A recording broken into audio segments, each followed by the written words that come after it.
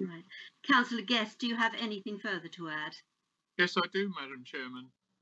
Just on the comment that was made, we are elected to make decisions. That's our job. If you don't want to make decisions, you do not become a councillor. It is part of the job that you are given by the public who elect you. You have to make decisions, and sometimes those decisions are very uncomfortable decisions.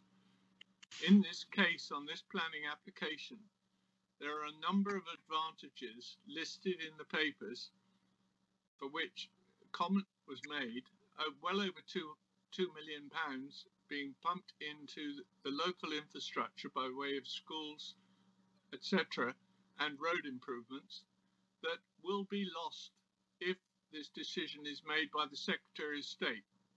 If it goes to appeal and the Secretary of State grants permission, which is probable given the officer's recommendation, then we will lose all our ability to negotiate and implement section, as it used to be, the planning order of these advantages. We will lose them, and the Secretary of State will determine what we get and what we don't get. Then we lose control. And if we don't make decisions that align with our policy and the local plan as set out, then we are in grave danger of being done unto.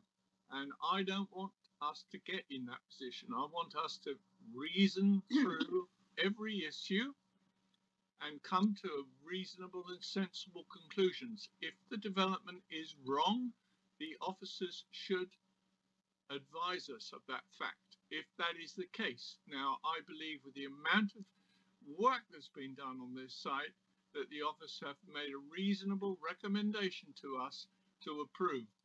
That is the guidance we get as councillors. We are not professional planners, and we are not builders, and we're not designers. This is what we do.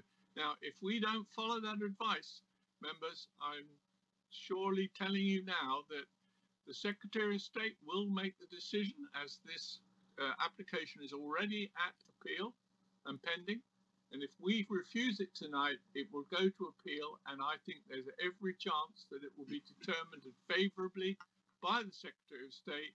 And we will lose all advantage we might get in the Section 106 agreement, providing the money for the schools and the road improvements. Beware, be careful, and I urge you to vote for this application. Can I ask Councillor Keast, do you have anything further to add? I realise you have seconded. No, I think Councillor Guest has said all that really needs to be said on this, I think. Thank you. Right, thank you, Councillor. So it has been proposed by Councillor Guest. Can I have a bit of a debate, Madam Chair?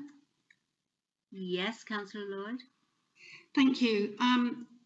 Yeah, we are here to represent the residents of the borough, and we have been making, some of us have been sat on this committee making those difficult decisions for quite a while, so we're not averse to that. I think we're hesitant about this particular application. In common sense tells me that any application that ends up with 26 conditions, with still perhaps more to be firmed up, does have something wrong with it. I think it's because it's where it is. It is so close to the harbour. There are problems with flooding. There are problems with permeation of water from underground. We cannot guarantee the modelling about rainfall, climate change. People who live in Fish Lake or something, Hebden Bridge last year will tell you that. And I know it's all in here from the modelling, the 1 in 100 years, the storm surge, the this, the that. But we've seen it regularly. The modelling doesn't match reality. And I would be very loath to approve a nice application. The housing, the 58 affordable housing is very attractive. The layout is attractive, but it's where it is.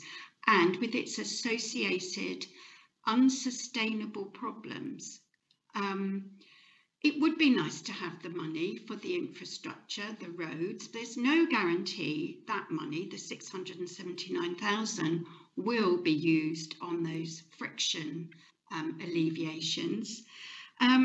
There's no money in the country anyway, so whether any money we would get from this development would end up dealing with anything substantial on Hayling is debatable anyway.